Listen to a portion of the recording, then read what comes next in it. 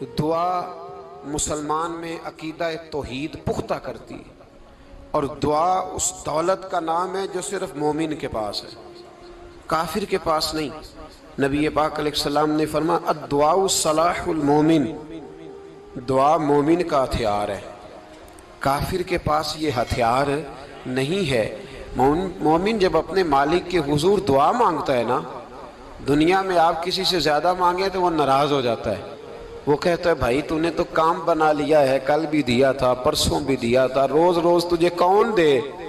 میرے نبی پاک علیہ السلام نے فرمایا جو اپنے رب سے زیادہ مانگتا ہے رب اس سے زیادہ راضی ہوتا ہے، زیادہ راضی ہوتا ہے۔ اب دعا مخصوص اوقات نہیں دعا کے، فرمایا اذا دعان، جب بھی دعا مانگو گے تمہارا رب تمہاری دعا کو، جب بھی دعا تو دعا کرتے رہنا چاہیے، ہر وقت دعا میں بندہ شامل رہے، اللہ کے ذکر میں شامل۔ یہ جو قرآن مجید نے کہا نا یا ایھا الذین آمنوا اذکروا اللہ ذکرا کثیرا، اے ایمان والو اپنے رب کا ذکر کثرت سے کرو، وسبحوہ بکرۃ واصیلا، اور صبح و شام اسی کی پاکی بیان کرو۔ تو اس سے مراد یہ نہیں ہے کہ تسبیح لے کے سارا دن مسجد میں بیٹھے رہو اور کام کوئی نہ کرو، بلکہ اس کا مطلب یہ ہے کہ روٹی شروع کرو تو اللہ کے نام سے، اختتام کرو تو اللہ کے نام، سو جاؤ تو رب کا نام لے کے، سویرے اٹھو تو اللہ کا نام لے کے، جب تمہیں کوئی چیز اچھی لگے تو ماشاءاللہ کہو، جب کوئی مصیبت آئے تو کہو انا للہ و انا الیہ راجعون۔ تو سارا دن اللہ کا ذکر جاری رہے گا۔ نبی پاک صلی اللہ علیہ وسلم نے مسلمان کو ایک دوسرے سے ملنے کا طریقہ بتایا۔ مصیبت آئے تو کیا کہنا ہے؟ صرف فوت کی پہ نہیں کہنا، اس کی وضاحت کر دو۔ کوئی بھی الذین اذا اصابتہم مصیبہ، جب بھی کوئی مصیبت آئے، اللہ کے بندے کہتے ہیں ہم اللہ کی طرف سے آئے ہیں اور اللہ کی طرف ہی ہم نے لوٹ جانا۔ تو میرے عزیز ہر وقت اللہ کا ذکر جاری رہے گا، ہر وقت زبان پہ رب کریم کا۔ دیکھیں نا نبی پاک علیہ السلام نے ہمیں ملاقات کا طریقہ بتایا۔ ایک صحابی آئے تو انہوں نے آ کے کہا السلام علیکم، نبی پاک علیہ السلام نے فرمایا رب تعالیٰ نے اسے 10 نیکیاں عطا فرمائی ہیں۔ دوسرے آئے تو انہوں نے کہا السلام علیکم ورحمۃ اللہ، تو محبوب فرمانے لگے، امام بہقی نے اس کو لکھا ہے، محبوب فرمانے لگے رب کریم نے اسے 20 نیکیاں عطا فرمائی۔ ایک اور آئے، عرض کیا السلام علیکم ورحمۃ اللہ وبرکاتہ، محبوب فرمانے لگے اللہ نے اسے 30 نیکیاں عطا فرمائی۔ اچھا اس کا مطلب کیا ہے؟ السلام علیکم، تم پر سلامتی ہو، سادہ ترجمہ یہ ہے کہ تم سلامت رہو، تم سلامت رہو، ورحمۃ اللہ وبرکاتہ، تم پر اللہ کی رحمت بھی ہو اور اس کی برکتیں بھی ہو۔ وہ کیا کہتا ہے؟ وہ کہتا ہے وعلیکم السلام، تم پر بھی سلامتی ہو، ورحمۃ اللہ وبرکاتہ، اللہ کی رحمت ہو اور اس کی۔ یہ جو مسنون دعائیں ہیں نا جو حضور نے ہمیں دعائیں سکھائیں ہر موقع پہ، ان کا کمال دیکھیے۔ اب ایک مسلمان نے آتے کہا السلام علیکم، اس کا مطلب کیا ہے؟ تم پر۔ اب وہ جھگڑا کرے گا اسے مارے گا، اس کا مال چھینے گا؟ اس نے تو آتے ہی کہا تم پر سلامتی ہو۔ تو جو سلامتی کی دعا دینے والے ہیں وہ جیب تھوڑی کاٹیں گے، وہ غبن تھوڑی کریں گے، ڈاکہ تھوڑا ڈالیں گے۔ اسلام نے لفظ ہی وہ سکھایا ہے کہ فرمایا جب تم نے ملنا ہے تو تم نے دعائیں کرنی ہیں ایک دوسرے کے لیے۔ اب ہمارے ہاں نئے نئے لفظ آ گئے، ٹیلی فون اٹھایا تو کہا ہیلو، اس کا کیا ترجمہ ہے؟ کون ہے؟ اس کا کیا ترجمہ ہے؟ جی جناب، اس کا کیا مطلب؟ ہم نے دیکھا بڑے بڑے سمجھدار لوگ السلام علیکم کی بجائے کہتے ہیں کیا حال ہے؟ بھئی کیا عجیب بات ہے، بھئی کیا حال ہے کا کیا مطلب ہوا؟ وہ بعد میں کرنے کی بات ہے۔ اور کچھ تھوڑا سا جو ادیب ہیں، جو بیچارے حروف کے پیچ و تاب میں رہتے ہیں، وہ کہتے ہیں آداب عرض ہے۔ وہ کیا ہوتا ہے جی؟ اسلام نے دعا سکھائی ہے السلام علیکم، یہ کتنی خوبصورت دعا ہے۔ جب آپ گھر کے اندر داخل ہوئے تو آپ نے دعا دی السلام علیکم، یہ دعا دی آپ۔ ایک صحابی حاضر خدمت ہوئے، عرض کی یا رسول اللہ صلی اللہ علیہ وسلم میرے گھر میں غربت رہتی ہے، کیا کروں؟ نبی پاک علیہ السلام نے فرمایا جب بھی گھر جایا کرنا گھر والوں سے سلام لیا کر، گھر والوں سے کیا کہا کر؟ السلام علیکم، جب بھی گھر جائے۔ یعنی گھر آیا، اب گھر والوں نے بتایا کہ ماچس کی ڈبیا تو لے آؤ۔ اب یہ دکان کونے پہ تھی گھر والے پہ، وہاں سے ماچس کی ڈبیا لے کے واپس گیا تو کہنے لگا السلام علیکم. پھر گھر والوں نے کہا ہو بتانا یاد ہی نہیں رہا، چینی بھی ختم ہو گئی ہے. تو یہ پھر گیا چینی لینے، لوٹ کے آیا تو کیا کہا؟ جب اللہ چاہتا ہے تو کہے، جب اللہ کے رسول چاہتے ہیں تو کہے. اس کا ترجمہ یہ ہے کہ تو کہہ، تو سلام لے. اللہ رسول چاہ رہے ہیں کہ تو سلام لے تاکہ تیرے گھر میں سلامتیاں ڈال دی جائیں. تو فرمایا سلام لینی ہے تو نے، اور ساتھ تو نے اس طرح کرنا ہے کہ 3 دفعہ سورۃ اخلاص کو پڑھنا ہے. امام قرطبی نے اس کو لکھا ہے. اس نے کہا حضور غربت بڑی ہے. غربت بڑی ہے تو کہ وظیفہ بتائیں. فرمایا جب بھی گھر جاؤ سلام لو اور 3 دفعہ سورۃ اخلاص پڑھو. وہ صحابی کہتے ہیں میں پکا ہو گیا.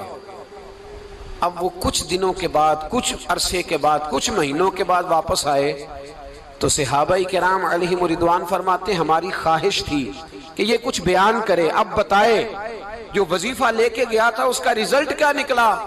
کہتے اس نے بڑی حیرت انگیز بات کی، حیرت انگیز عجیب انداز میں. کچھ لوگوں کا دل ہوتا ہے نا کہ مجھے ملے میرے پڑوسی کو نہ ملے، اور کچھ کا دل ہوتا ہے یار مجھے بھی ملا ہے اور الحمدللہ میرے پڑوسی کو ملا ہے. تو صحابی جب حاضر ہوئے تو صحابہ کہتے ہیں ہمیں تجسس تھا کہ یہ کچھ بتائیں. تو حضور نے فرمایا کیا حال ہے تیرا؟ کہا یا رسول اللہ کمال ہی ہو گئی ہے حضور، میں جب بھی گھر جاتا ہوں سلام لیتا ہوں اور 3 دفعہ سورۃ اخلاص پڑھتا ہوں. میں تو امیر ہو ہی گیا ہوں، میرے تو ہمسائے بھی امیر ہو گئے.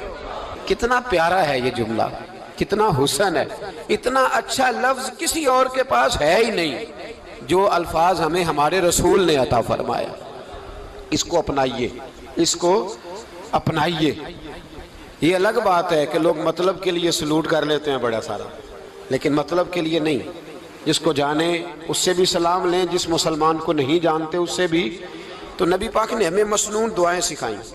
رات کو جب سونے لگیں اللہ کے رسول صلی اللہ علیہ وسلم نے ہمیں دعا سکھائی. حضور نے فرمایا جب سونے لگو تو مسلم شریف میں فرمایا تم نے یہ دعا پڑھنی، اللہم باسمک اموت و احیا.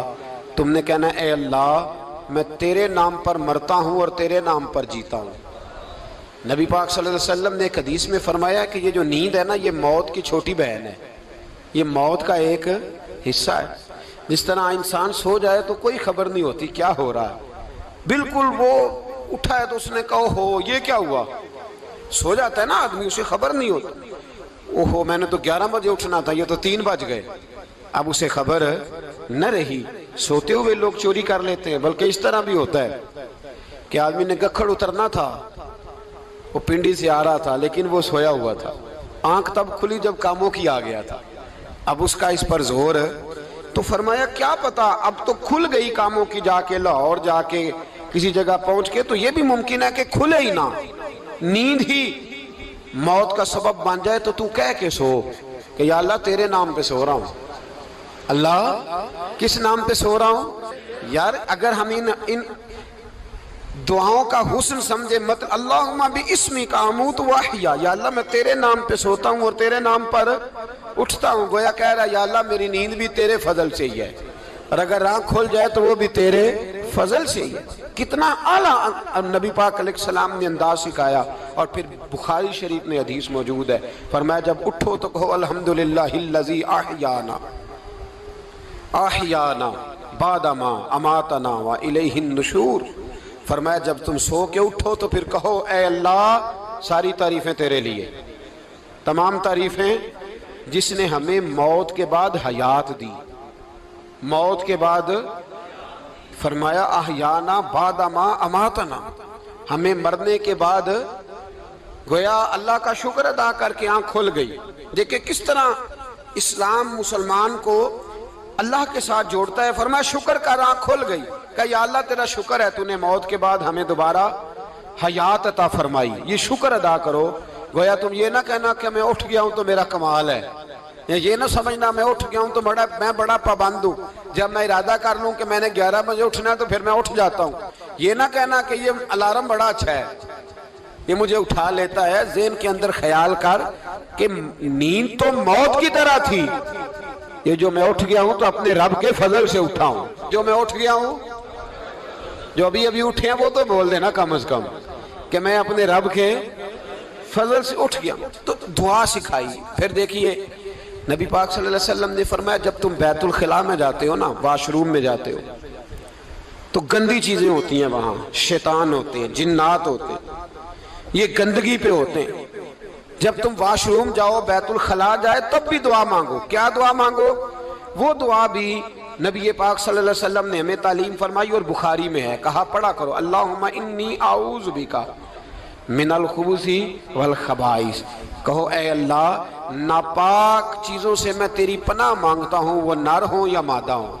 اللہ میں تیری پناہ مانگتا ہوں۔ واش روم کے اندر بہت ساری بری چیزیں ہوتی ہیں، جوان میری بات پر توجہ فرمائیں، وہاں بہت ساری گندی چیزیں ہوتی ہیں۔ انسان کئی دفعہ واش روم میں جاتا ہے، اسے وسوسے زیادہ آتے ہیں، یہ نوٹ کریں میری بات کو۔ اصل میں نا ہم بات ڈھونڈ رہے ہیں علاج اپنی بیماریوں کا، حالانکہ علاج تو سارا مدینے والے رسول کے پاس موجود ہے، محبوب کے پاس ساری دوائیاں ہیں۔ تو نبی پاک علیہ السلام دیکھیں نا، انسان واش روم میں جاتا ہے، اسے وسوسے آتے، برے خیالات آتے، وہ گناہ کی طرف کئی دفعہ مائل ہوتا ہے، تو کہا تو دعا پڑھ کے جا، اللہم انی اعوذ بک، یا اللہ میں تیری پناہ مانگتا ہوں، من الخبث والخبائث، ہر خبیث اور بری چیز سے میں تیری پناہ مانگتا ہوں، وہ نر ہو یا یار کتنا عظیم دین ہے، کتنا عظیم میرے مصطفیٰ کریم کا وہ والا دین ہے۔ اصل میں اللہ کرے بی اے پاس بچے کو بیت الخلاء کی دعا بھی یاد ہو جائے، ایسے یاد ہو جائے، اور اس کے ماں باپ سمجھ لیں کہ جوان ہو گیا ہے، تو اب ہو سکتا ہے اس کی طرف شیطان حملہ زیادہ کرے، اسے خراب کرنے کی کوشش کرے، تو لہٰذا اسے دعا سکھائی جائے تاکہ اس کو پہلے سے پتا ہو کہ میں نے اس بے ایمان سے بچنا کس طرح سے۔ اب آپ دیکھیے نبی پاک علیہ السلام نے ہمیں دعا سکھائی، مصنف ابن ابی شیبہ میں۔ کون سی دعا؟ واش روم سے نکلنے کی۔ اللہ اکبر، بڑی زبردست دعا ہے، بڑی زبردست۔ آپ یقین کریں اس ایک ایک دعا پر ایک ایک پورا بیان ہو سکتا ہے، ایک ایک۔ یہ اس لیے نہیں میں کہہ رہا کہ میں کوئی عالم فاضل آدمی ہوں، آپ کہیں گے کہ بتا رہے ہیں میں بڑا پڑھا لکھا ہوں، صرف یہ عرض کر رہا ہوں کہ اس کے فوائد پر، ثمرات پر جو اللہ تبارک و تعالی امت کو دیتا ہے، ان دعاؤں کی جو فضیلت حدیثوں میں آئی، اور پھر جو اس کے فوائد ہے، اگر اس پر بات کروں تو ایک دعا تقاضا کرتی ہے کہ اس پر پورا ایک لیکچر ہونا چاہیے۔ دیکھیے آپ واش روم سے نکلے، دعا کیا ہے؟ دعا کے لفظ کیا؟ الحمدللہ الذی، ایک حدیث میں لفظ ہے غفرانک، غفرانک، اے اللہ میں تجھ سے بخشش چاہتا ہوں۔ اور جو مشہور اور معروف ہے، مصنف ابن ابی شیبہ کی روایت فرمایا الحمدللہ الذی اذھب عنی العذا وعافانی، فرمایا اے اللہ تیرا شکر ہے۔ واش روم سے نکلا ہے تو کہہ رہا ہے یا اللہ تیرا شکر ہے، تو نے مجھ سے اذیت دور کی، وعافانی، اور تو نے مجھے عافیت عطا کر دی، اذیت دور کر دی اور عافیت۔ بولیے، واش روم سے نکلا ہے تو کیا کہتا ہے؟ یا اللہ تیرا شکر ہے، تو نے مجھ سے اذیت دور کر دی اور مجھے عافیت۔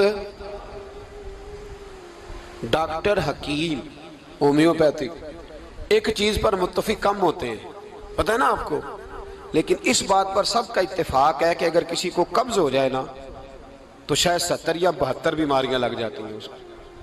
اور جب آدمی کو قبض ہوتی ہے نا، پیٹ کے اندر فضلہ جم جاتا ہے، خارج نہیں ہوتا، اس کو اعصاب کی بیماری ہوتی ہے، اس کے ذہن پر اثر ہوتا ہے اس چیز کا۔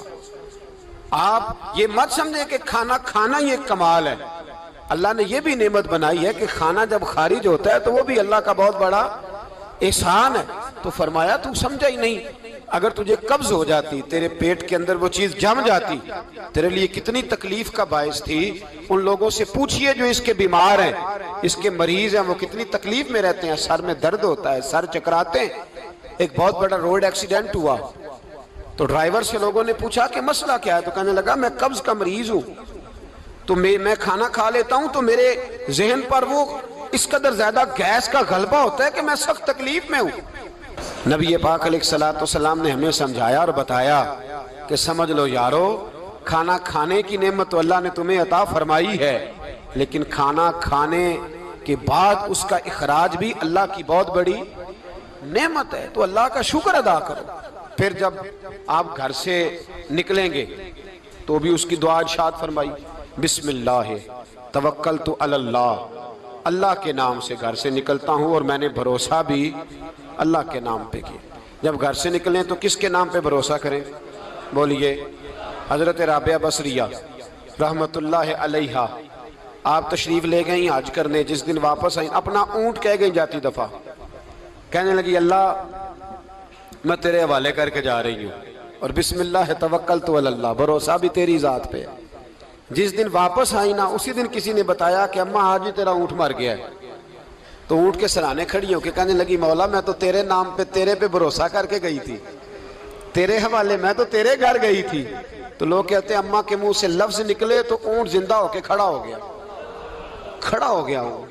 تو اماں کہنے لگی نہیں تمہیں ہی غلطی لگی ہے، مرا ہی نہیں تھا، پہلے سے ہی موجود تھا، گویا اپنی کرامت بھی نہیں ظاہر ہونے دی۔ تو بھائی گھر سے نکلیں تو کس لفظ پر کہ یا اللہ میں تیرے بھروسے پہ نکل رہا ہوں، میں اس کے دو فائدے ہوں گے، ایک تو آپ اللہ کی امان میں جا رہے ہیں، اللہ کی امان میں آ رہے ہیں، اور دوسرا جس گھر کو آپ چھوڑ کے جا رہے ہیں اسے بھی اللہ کی امان میں دے کے جا رہے ہیں۔ تو کتنا لذت والی دعا ہے جو نبی کریم علیہ السلام نے ہمیں سکھائی۔ اب ذرا حدیث سنیں خوش ہو کے، دیکھیں حضور نے دعا سکھائی، فرمایا جب دیکھ لو نا کسی کو ہنستا ہوا، کیا کرتا ہوا؟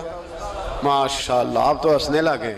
جب کسی کو ہنستا ہوا دیکھو تو کہا کرو اضحک اللہ سنک، یہ دعا یہ بخاری ہے، فرمایا دعا مانگا کرو جب کسی مومن کو ہنستے ہوئے دیکھو تو دعا مانگو اضحک اللہ سنک، اللہ تجھے ہنستا ہی رکھے، اللہ تجھے، بولیے جل نہ جایا کرو کہ میں پریشان ہوں تو یہ ہنس کیوں رہا ہے، جھلا نہ کرو، بلکہ کیا کہا کرو اللہ تجھے ہنستا رکھے، اللہ تجھے۔ نبی پاک صلی اللہ تعالیٰ علیہ وآلہ وسلم نے فرمایا، ترمذی میں حضرت اسامہ بن زید رضی اللہ تعالیٰ عنہ سے حدیث مروی ہے، حضور نے فرمایا جس نے کسی کے ساتھ احسان کیا اور جس پر احسان کیا، اگر اس نے یہ دعا پڑھ دی نا جزاک اللہ خیرہ، تو فرمایا اس نے اللہ کی بھی پوری حمد کر دی اور محسن کا صحیح شکریہ بھی ادا کر دیا۔ کیا کہنا ہے؟ جزاک اللہ، اللہ تجھے بہترین جزا عطا کرے۔ اس کا ترجمہ کیا ہے؟ اللہ تجھے بہترین، کیونکہ حضور فرماتے ہیں من لم یشکر الناس ولم یشکر اللہ، جس نے بندوں کا شکریہ ادا نہیں کیا اس نے اللہ کا بھی شکریہ ادا نہیں کرنا۔ تو کیا کہنا چاہیے؟ جزاک اللہ خیرہ۔ اور اگر اماں کہتی ہو بچوں کو انگریزی سکھانی ہے تو کیا کہنا ہے پھر؟ شکریہ ادا کرنے میں کیا کہنا ہے؟